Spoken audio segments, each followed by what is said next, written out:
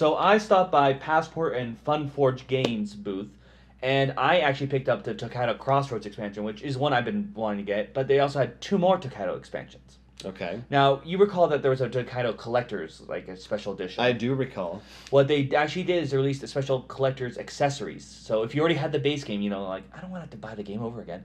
This comes with the soundtrack, the special miniatures, and all this fun stuff that came with that. That's nice. So, like, for me, I was like, that sounds fantastic. That's a good bone to throw at people. And the other one, we got another expansion, a new one that just came out.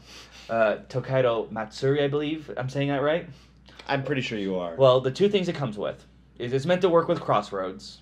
Okay. It comes with the 60 new characters to play with, so that's a lot. That's a lot.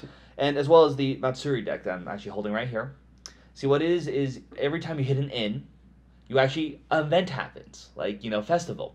Like, I have 3 examples here. The Choyo one makes it so the next inn you guys you visit, it's actually, the food is cheaper. So, like, the way it works actually is the first person there, after everyone hits there, picks 2, draws 2, and picks 1. We have this one. This is just showing the different mechanics. The Kamasari. All the shrines until the next inn actually are closed. Like, lose 1 space. So, like, you could screw someone over if they're trying to go to the shrines. And then finally, I had to choose this one. Hanabi.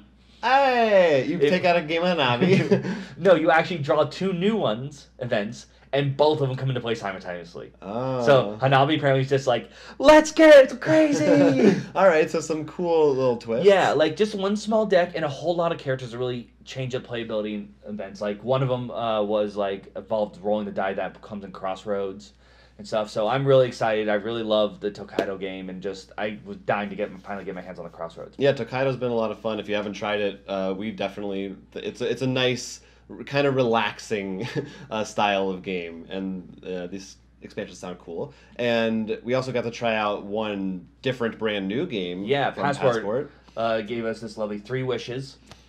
And what this game is I guess the way I described it to you when we first started is, it's Love Letter and Masquerade had a child. Uh-huh. Yeah. So the way the game works... You works... are much more graphic, but that's neither here nor there. No, that's for a different game. Right. But the way this game works is you guys found a genie. And, of course, he will grant you 3 wishes. But only to the person who has the best 3 wishes. That's right. So, basically, there's 3 colors of wishes. And in order to win, you need 1 of each color. And then you need to have them and declare that the game is over. But you can't just look at your cards. There are certain actions you can do each game where you can look at other people's cards or your own, but then you might also shuffle yours up or swap to, or other people could swap yours with someone else's. Including a central bank. Right. And what this does is there's sort of press your luck. Because one of the games we actually played, I would have won if I called, but I decided, no, I should know all my cards first. Right. It's a little bit of...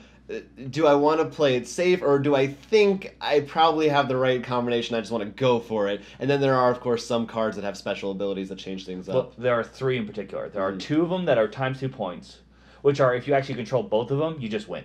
Right. And then the last one, which I think is hilarious, is time travel. You lose no matter what else you have. Right. That's like if you played Pit, it's having the bull and the bear together. Or the old maid, I guess. I don't know. So yeah, it's a very simple game, Cute super artwork. fast, and only 12 cards. Yeah, just like Love Letter, it runs like maybe 5 minutes tops. So it does come with actually little cubes, just like Love Letter, so you can do rounds like. Yeah, so I mean, for what it is, again, like we said, that style of game, I thought it was pretty fun. I have one qualm about it. Oh, I'd love to hear it. We forgot to mention these certain wishes are worth points. So once the game ends, if you happen to have 3 of each color, you just add your points up, and whoever has the most, and of also 3. A pet dragon is 1 point. That should be worth more. That should really be worth more. Shame on you, Passport. But outside of that, really silly, fun sort of shuffling, and like, I came a point when I was like, even though I didn't know my own, I was just like, I'm swapping my yours and Ivan's. Yeah. And so the 2 of you are just like, oh crap. We played with 3. It goes to 5, which I'm sure is even more confusing. But if you have a group that likes Love Letter and similar games, right up your alley. Yeah, or if you like Masquerade, but you want something that you can do in 5 minutes, not... Or that's a little less headache-inducing than Masquerade is. Not quite that confusing. But definitely a really fun pocket game. Yep. So Passport Game Studios, We liked them. We got plenty more Gen Con news coming, so you better stay up to date at Roll for Crit at Twitter, as well as Facebook, Instagram, and just subscribing right here. And, of course, you can find us on our very own website, rollforcrit.com/GenCon2016 for all our videos, photos, and more. Stay tuned.